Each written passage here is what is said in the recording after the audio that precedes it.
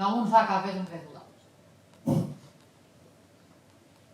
Me një qartësi absolute, që po ta vendoste veten në vend të parë, po të thoshte të vërtetën me siguri agresive që kishte ndaj një burri që kishte lënë me një fëmijë 4 muajsh, ky nuk do kishte figura të shëndetshme në mendjen e vet, dhe nuk do ishte ky njeriu që të thoshte që unë i kam mësuar të qijat e tip jo prej asaj, por më vonë, sepse ai brenda vetes do ishte rritur me kompleksin që ka një bab me 1, 2, 3, 4, 25 negative, dhe nga ana tjetër, nuk do thoshte që mua ai më mësoi dhe nga mungesa, sepse tabani i vendosur nga ajo e hëma, që i tha nga unë ke vetullat dhe nga i trurin, e bëri atë nëpërmjet sakrificës dhe tërheqjes asaj në bek, mbrapsh, që t'i linte të mendonte i biri, që i ati ishte shumë i mençur, i vlefshëm, ndarja e tyre nuk ishte çështje e tij, dhe shiko se nga unë ke marrë gjën më të zakonshme,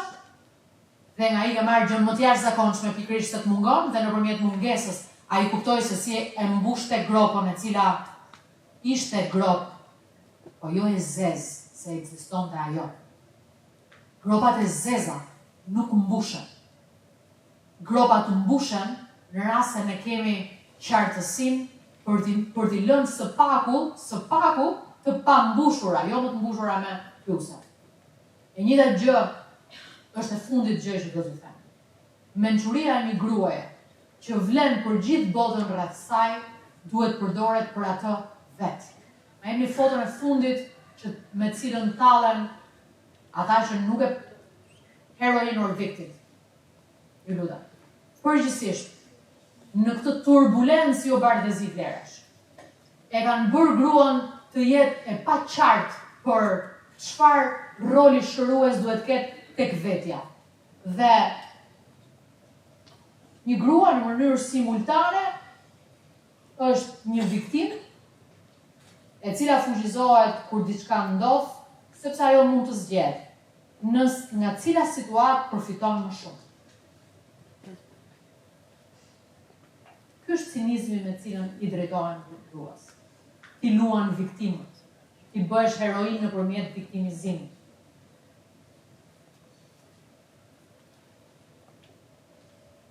Unë ju them një gjë. Karta e viktimizimit mund të luhet vetëm ato që ju duan realisht. Atyre mund t'i vi keq që je keq. Nëse do vijoni ta luani kartën e viktimizimit dhe aty kur nuk e dini ju duan apo si duan, jeni të humbur.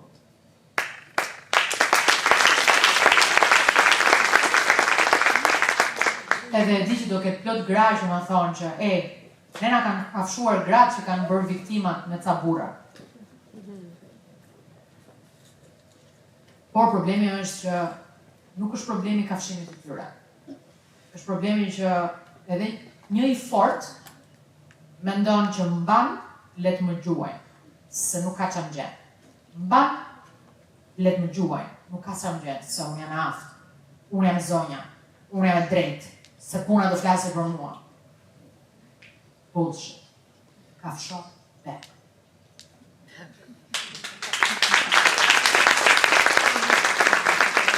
Në rast se dikush e ka bërë dëmin, duhet të çdëmtosh. Hakmarrja nuk është keqësi, her pas here është drejtësi. Sepse të ka vjedhur frekuencën, energjinë, vibe-in, statusin dhe çdo gjë tjetër. Nuk ka më grua se s'ja bën dot një gruaje. Kjo është bullshit prej të dopti. Jordan Peterson thot, mos e vlerësoni veten sikur jeni shumë të mirë, thjesht sepse s'keni fuqi të bëni keq. Se s'ju mban bëni keq. Ne nuk jetojmë në një planet hynor. Jetojmë në toksor, njeri, tepër njeri, thoshte Nietzsche. E kam brenda dhe të keqen dhe të mirën. Nëse më teston të keqen, do të patregoj. Nëse më teston të mirën, do bashkëpunoj. Kafsho bek. Faleminderit.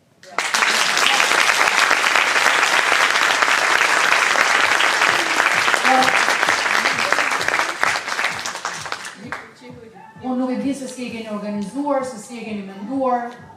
Nëse doni një koment, një çështje, please.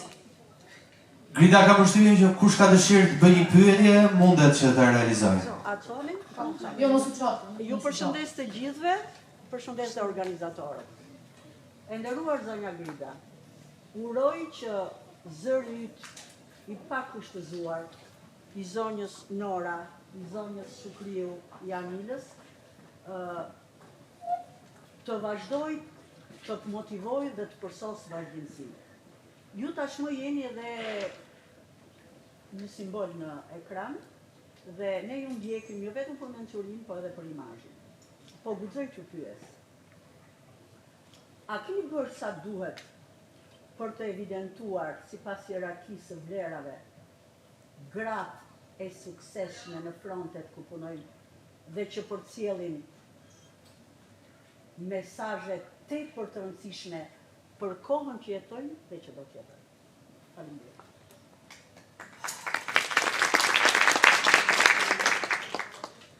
A kam bërë sa duhet. Pas sigur thoja kam bërë sa duhet, do t'isha një ri i vogël. Sepse pare nuk do kërkoja të bëja më shumë. Sa duhet është, a kam bërë sa kam mundur deri diku, po. A kam kushtëzime, kemi kushtëzime të gjithë në zemë? Patjetër që kemi.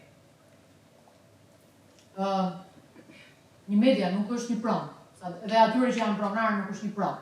Është detyruar të jetë një sukses.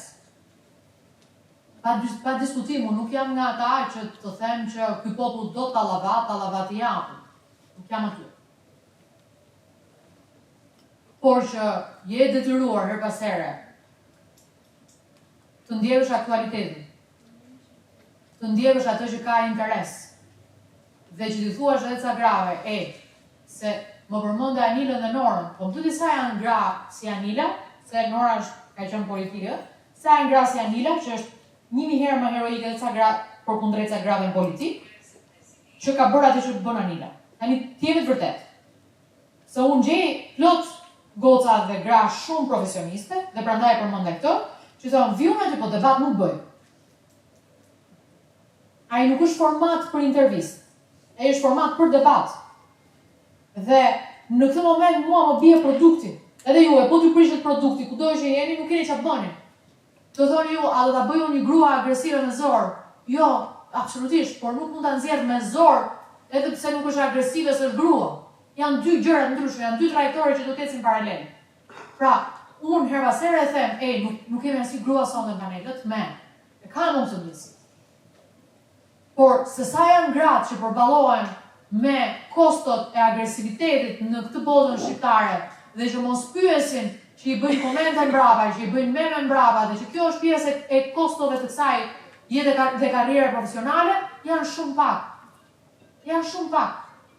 Dhe nëse e kanë këtë vixhut, pa diskutim, e kanë derën hapur. E para që e ka këtë vixhut.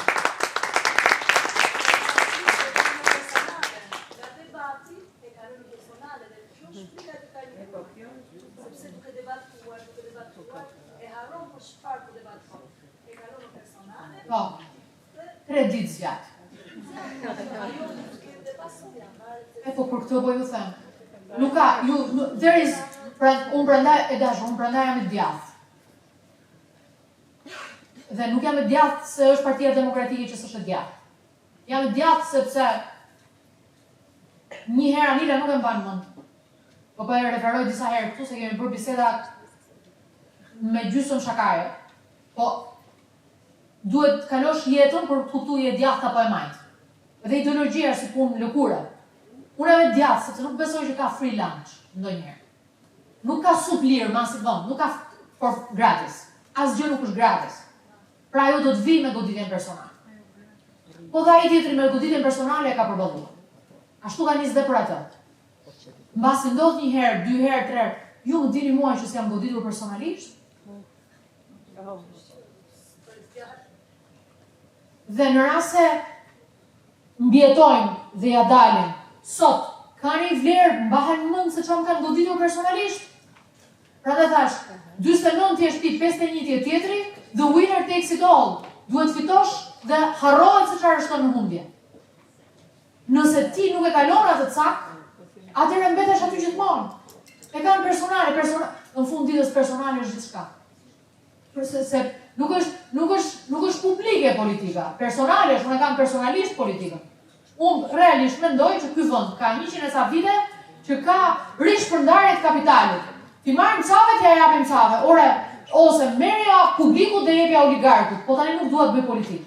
Dhe këtë nuk ka bërë e majta, më ka bërë dhe djathta. Të kompleksuar në politika. Sepse unë besoj që këtu, në një vend në të cilin të gjithë thonë nga Kuqi, nga Vlora, e duan autobusin horizontal se e duan gjithë parin, që shkon një vend me 3 milion banor, emigron dhe ja del të ketë soprano të jashtëzakonshme, IT, Simira Morati, të jashtëzakonshme, ti të kesh këtë ADN për të ndërtuar botë në botën e madhe dhe mos bësh dot botën tonë të vogël, këtu ka diçka që shkon. Ne nuk i kemi dhënë liri gjenetikës tonë brenda nesh. Dhe sa po shkojmë dhe gjejmë liri, shpalosen. Është liria e mos konsideruarit ndonjë gjëje problem në raport me veten. Po le ta kenë personale, dhe unë personale do ta kthej. Këtu nëse nuk e thyeni këtë tabu, atëherë personalisht mbetemi keq. Dhe nuk është problemi se mbetesh keq. Problemi është një gjë. Unë gjithmonë mendoj, kur jemi 80, 90, qofshim një jetë gjatë gjithë. Okej. Do kemi thënë në fund që jetuam vetën tonë, jetën tonë? Kaq kam pyetje, nuk kam pyetje çfarë bën për vendin. Vendi do rjetoj edhe pa ne. Do vazhdoj miliona vite pa ne. Nuk kam pyetje. Çfarë bën për vendin? Bën për vendin, prandaj prapë jam e djathtë, kur e di që jap maksimumin tim. Disa qenia me maksimume e kanë ngritur nivelin e vendit, është normale. Kaq është e gjitha. Mirë, një duar trokitje për Gritën. Grita, po vazhduam prapë me pyetje. Kam përshtypje E do dhe një pyetje tjetër. Është ngritur në këmbë disa herë, thuaj. Kënaqësi të jem në mesin tuaj të gjitha. Respekt zonja Grita për profesionalizmin që u keni, karakterin tuaj dhe individualitetin e një gruaje heroike që duhet të jetë frymëzim për çdo femër shqiptare. Unë, nëse kam marrë një kompliment të bukur në jetë, është ti ngjan me karakterin e Gritës. Dhe për mua vlen shumë ky kompliment dhe nuk e kam harruar.